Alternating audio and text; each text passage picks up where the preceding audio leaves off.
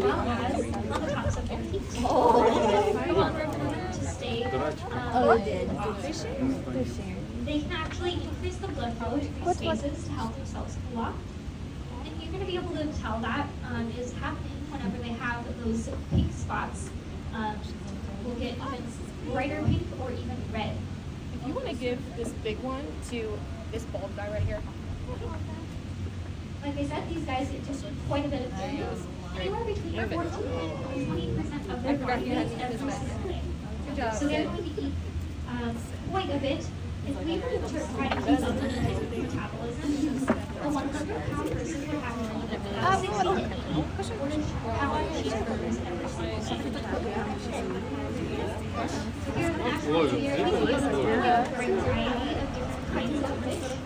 Things like capelin, smelt, herrings, sardines, and sometimes other things like squid or